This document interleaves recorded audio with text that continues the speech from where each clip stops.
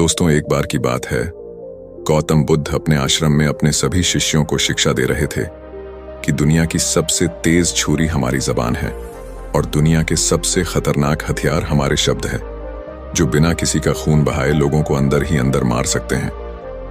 हमारे शब्द हमारी ताकत हो सकते हैं, लेकिन यह हमारी सबसे बड़ी कमजोरी भी हो सकते हैं। अगर हमें नहीं पता कि कब, कहां और क्या और कितना बोलना है, यदि हम सही समय पर सही इरादे के साथ सही शब्दों का प्रयोग करते हैं तो यह हमें एक सफल व्यक्ति बनाता है। लेकिन अगर हम सही समय पर सही इरादे से सही शब्दों का इस्तेमाल नहीं करते तो यह हमारे जीवन को नर्क से बदतर बना सकता है। तो दोस्तों, आज की इस स्टोरी के माध्यम से हम जान पाएंगे कि चुप रहकर कैसे हम अपने जीवन को बदल सकते हैं। आपको चुप रहने की शक्ति का एहसास इस वीडियो में होने वाला है। वीडियो शुरू करने से पहले कमेंट बॉक्स में नमो बुद्धाय लिखकर वीडियो को लाइक और चैनल को जरूर सब्सक्राइब कर लें। तो चलिए शुरू करते हैं इस कहानी को। जापान में एक बहुत ही प्रसिद्ध बौद्ध भिक्षुक रहा करते थे। उनका नाम रिसाई था। रिसाई अकेले रहते थे। दुनिया के शोर शराबे से दूर जंगल में वो रहते थे और वह बड़े ही ध्यानी और प्रभु भक्त व्यक्ति थे, इसलिए वह पूरे जापान में बहुत अधिक प्रसिद्ध थे। एक दिन एक राजकुमार रिसाई के पास आया और बोला, हे प्रिय भिक्षु, मैं हमेशा थका हुआ, निराश और परेशान महसूस करता हूँ। मेरा मन बहुत अशांत रहता है। हालांकि मेरे पास सब कुछ है, दौलत, शोहरत, सुख सुविधाएं जो हर व्यक्ति चाहता है या पाने की इच्छा करता है, लेकिन फिर भी मेरे अंदर इतनी अशांति और चिंता क्यों है? रिसाई ने उसकी बात बहुत ही ध्यानपूर्वक सुनी और कुछ सोचने के बाद कहा, तुम इन प्रश्नों का उत्तर जानते हो। तुमने कभी इन प्रश्नों को हल करने की कोशिश नहीं की है। रिसाई ने आगे कहा, मैं एक रिसर्च करना चाहता हूं। क्या तुम मेरा साथ उसमें दोगे? इस रिसर्च के बाद तुम्हारे जीवन में किसी भी तरह की अशांति और चिंता नहीं रहेगी। ये बातें सुनकर राजकुमार बहुत हैरान था। उसने रिसाई से कहा, बताइए मुझे क्या करना होगा। अपने मन की शांति के लिए मैं कुछ भी करने को तैयार हूं। राजकुमार की इन्हीं बातों को सुनकर भिक्षु ने कहा, तो फिर आप अगले 15 दिन के लिए मेरे आश्रम में रहोगे और एक सामान्य व्यक्ति की तरह अपना जीवन व्यतीत करोगे, और इन 15 दिनों में तुम अकेले और चुपचाप रहोगे, जितना हो सके कम बोलोगे। राजकुमार उस भिक्षु की बातें सुनकर सहमत हो गया। पहले दिन राजकुमार को लगा कि उसका मन सामान्य से अधिक अशांत और विचलित है। उसके मन में तरह तरह के विचार आ रहे हैं और वह आम लोगों की तरह जीवन जीने में असहज महसूस कर रहा है। उसे अंदर से बोलने की इच्छा हो रही थी, लेकिन वह चुपचाप रहा। उसके मुंह से एक भी शब्द नहीं निकला। बस वह चुपचाप बैठा रहता। लेकिन रात होते होते उसे अंदर ही अंदर शांति का अनुभव होने लगा। उसके लिए यह अनुभव अजीब था।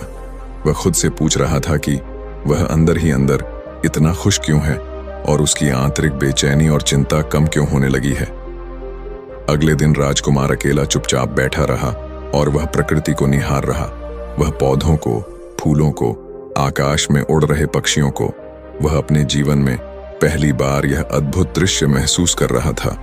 उसके पास कितनी सुंदरता है।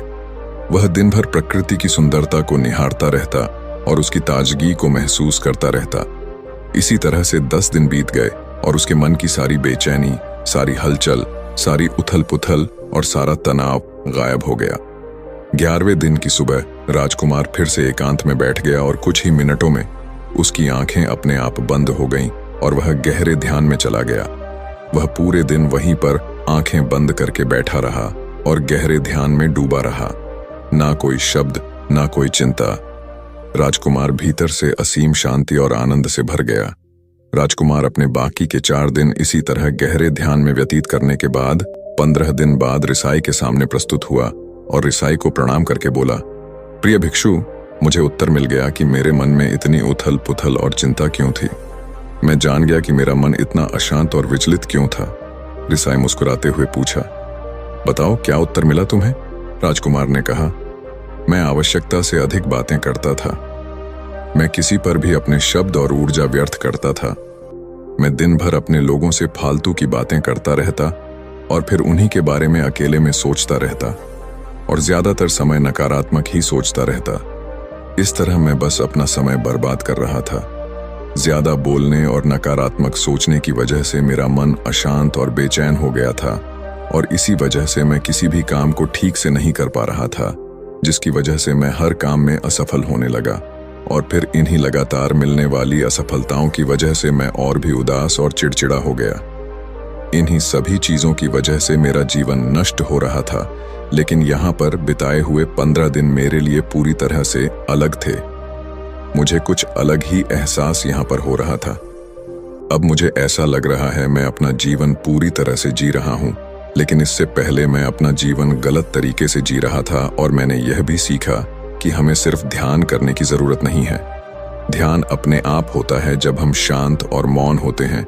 ध्यान के पिछले कुछ दिनों के दौरान मैंने जो पहली चीज सीखी वह यह है कि मनुष्य के जीवन के सबसे महत्वपूर्ण घटना स्वयं को जानना है। यह सुनकर रिसाई ने कहा, सिर्फ तुम ही नहीं, दुनिया में ज्यादातर लोग जरूरत से ज्यादा बोलते हैं। आज भी लोग ज्यादातर समय केवल एक दूसरे को नीचा दिखाने के लिए ही बोलते हैं। कुछ लोग ना चाहते हुए भी बातें करते हैं और अपना समय बर्बाद कर लेते हैं। रिसाई ने राजकुमार को चुप रहने का महत्व समझाते हुए कहा, एक बार गौतम बुद्ध से उनके शिष्यों ने पूछा, प्रिय बुद्ध, आप ज्यादातर समय चुप क्यों रहते हैं? बुद्ध ने कहा, क्योंकि चुप रहने से व्यक्ति अंदर से अनंत शांति की गहराइयों में होता हूं। मौन अपने भीतर उतरने की पहली सीढ़ी है। मौन के बिना स्वयं को जानना असंभव है। स्वयं को जानने और समझने का पहला नियम है कि मौन हो जाओ। उतना ही बोलो जितना अत्यंत आवश्यक हो। बेफिजूल की बातें करना छोड़ दो। तुम अचानक पाओगे कि 90% से भी ज्यादातर लोग व्यर्थ ही ज्यादा बोलकर अपना समय बर्बाद कर रहे हैं। ना बोलने का कोई भी नुकसान नहीं है, लेकिन यदि आप ज्यादा बोलते हैं तो आप अत्यधिक गलती कर देते हैं। अगर व्यक्ति कम बोलना शुरू कर दे तो दुनिया की 90% मुसीबतें कम हो जाएंगी, झगड़े फसाद कम हो जाएंगे, उपद्रव कम हो जाएंगे, अदालतें कम हो जाएंगी।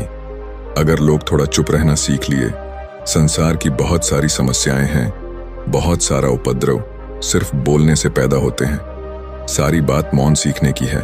जब तुम नहीं बोलते तब तुम एकांत में अकेले हो गए, भरे बाजार में भीड़ में खड़े हो नहीं बोलते, हिमालय के शिखर में पहुंच गए। जिसने मौन की कला जान ली वो भीड़ में भी अकेले होने की कला जान लेता है। वो अपने भीतर ही डुबकी लगाने लगता है। एकांत में तो आदमी स्वर्ग में है, दूसरे की उपस्थिति ही बेचैनी पैदा करती है। पहले तुम्हें चुप रहने की शक्ति को धारण करना होगा। इससे तुम अधिकतर ऊर्जा को बचा लोगे और फिर इस स्थिति में पहुंच जाओगे कि तुम कम बोलने लगोगे। अगर तुम किसी के यहाँ पर जा रहे हो और परेशान हो जाओ तो ऐसे में उचित है कि आंखें बंद कर लो और अपने में खो जाओ। वहां से आपको ताजगी महसूस होगी, क्योंकि तुम्हारे अंदर ही जीवन का वो स्रोत छिपा हुआ है, वह किसी दूसरे में नहीं है। इसके बाद राजकुमार उस रिसाई से पूछते हैं, आखिर कौन हमें अपने अंदर तक लेकर जाएगा? ये बातें सुनकर रिसाई बुद्ध कहते हैं, तुम्हें स्वयं ही अपने अंदर उतरना होगा और वहीं से परम राज्य जीवन का आनंद ले पाओगे। आनंद का यहीं से जन्म हुआ है, यहीं से तुम मौत में डूब जाओगे, यही तुम्हारा सूरज उदय होगा और यहीं से अस्त होगा। इसी प्रकार तुम बार बार डुबकी लगाओ। जब भी तुम डुबकी लगाकर लौटोगे वहां से तुम पाओगे फिर ताजगी भरी जीवन की नई संपदा मिलेगी। इस नई शक्ति के जन्म होने से तुम्हारी थकान गई, उदासी गई, चिंता गई। जैसे कोई स्नान करके लौटता है तो शरीर शीतल हो जाता है, शांत हो जाता है। ऐसे ही जब कोई भीतर से साफ होकर वापस आता है, मौन में स्नान करके लौटता है, तो समस्त अस्तित्व, समस्त व्यक्तित्व शांत और मौन हो जाता है, आनंदित हो जाता है। जब तुम आंतरिक मौन की उस पराकाष्ठा पर पहुंच जाओगे तब तुम पाओगे कि बोलने से भी तुम्हारा मौन खंडित नहीं होता, वो बना ही रहता है। उसकी एक अंतर्धारा लगातार तुम्हारे भीतर बहती रहती है। तुम बोलते तो हो, तुम शब्द का उपयोग भी करते हो, लेकिन वो तुम्हारे मौन को खंडित नहीं कर पाती। एक बार गहरे मौन में स्थिर हो जाओ, फिर तुम्हारी वाणी में भी मिठास आ जाएगी। तुम्हारा बोलना संगीतपूर्ण होगा, तुम्हारा बोलना सत्य होगा। तुम बोलोगे तो दूसरों पर भी शीतलता छा जाएगी। जैसे ही तुम अंदर से चुप होते हो, तुम इतने शक्तिशाली होने लगते हो कि समाज की निर्भरता तुम छोड़ने लगते हो और तुम्हारे जीवन में एक मस्ती आती है जो केवल दीवानों के जीवन में होती है। तुम्हारे चेहरे पर एक नई रौनक आ जाती है, तुम्हारी आंखें किसी अमृत के समान हो जाती हैं और तुम अनंत शांति के समुद्र में डूबने लगते हो। इतना कहकर भिक्षु रिजाई ने अपनी बात खत्म की और वो मौन में चले गए। राजकुमार ने उनका धन्यवाद किया और अपने महल में चले गए। दोस्तों, आपने भी अनुभव किया होगा कि बहुत ज्यादा बात करने से दिमाग अशांत हो जाता है, जिससे हम अपने दिमाग पर नियंत्रण खो देते हैं और साथ ही अपना ध्यान भी खो देते हैं। जो लोग बहुत ज्यादा बोलते हैं उनके पास किसी एक काम पर ध्यान केंद्रित करने की काबिलियत नहीं होती। वो अपने किसी भी लक्ष्य पर पूरी तरह से केंद्रित नहीं कर पाते। अगर हमारा दिमाग एक जगह केंद्रित नहीं है तो हम जीवन की सच्चाई नहीं समझ पाते और ना ही मनचाही सफलता कभी हासिल कर पाएंगे। इसके अलावा भी आपने देखा होगा कि जो लोग अधिक बोलते हैं वो अक्सर लोगों के बीच हंसी का पात्र बन जाते हैं, और जो लोग कम बोलते हैं और अपनी बात पर कायम रहते हैं उन्हें लोगों से सम्मान मिलता है। लोग उनकी बातों को सुनते हैं और उन पर भरोसा भी करते हैं। जो लोग जरूरत से अधिक बोलते हैं और अपने विचारों के बारे में पक्के नहीं होते, उनका दिमाग स्थिर और विचलित रहता है, शोर से भरा रहता है, और एक अशांत दिमाग वाला व्यक्ति जीवन में किसी भी चीज में सफल नहीं हो पाता, क्योंकि वह किसी भी काम में फोकस नहीं कर पाता। यदि किसी व्यक्ति को यह पता है कि उसे कब, कहां और क्या बोलना है, तो वह व्यक्ति सच में बहुत बुद्धिमान है, और ऐसा व्यक्ति जहां भी जाता है उसका व्यक्तित्व आकर्षण का केंद्र बन जाता है और वह जो कुछ भी करता है उसमें सफल अवश्य होता है। अगर हम किसी महान और सफल व्यक्ति के व्यक्तित्व को गहराई से देखें तो पाएंगे कि वो कम बोलते हैं और कम से कम शब्दों में अपनी बात खत्म कर देते हैं। वो बोलने से पहले वो चीजों और जिसके बारे में उसे बोलना है उनके बारे में गहराई से सोचते हैं। लेकिन जो लोग बहुत ज्यादा बोलते हैं, बहुत बार वो झूठ भी बोलते हैं और अपनी बातों से दूसरों के मन और विचारों पर कचरा डालते रहते हैं। वह ज्यादातर समय दूसरों की बुराई करते रहते हैं, इसलिए उनके अपने भी उनसे नफरत करने लगते हैं और उनसे बचने की कोशिश करते हैं। हमारे भारतीय उपनिषदों में कहा गया है कि हमारे शब्द वास्तविक ब्रह्म शक्ति हैं। मौन से धैर्य आता है, धैर्य से ध्यान, और ध्यान से हम अपने जीवन के बारे में जागरूक हो जाते हैं। इसलिए अगर हम ज्यादा बात करते हैं तो हम मौन को खो देते हैं, जो मन की शांति का पहला स्तंभ है।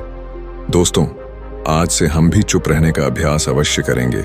आज से हम भी वही बोलेंगे जो जरूरी है, और हम कोशिश करेंगे कि कम से कम शब्दों में अपनी बात खत्म करें, और हो सके तो कोशिश करेंगे कि रोज कम से कम 30 मिनट एकांत में चुपचाप बैठेंगे।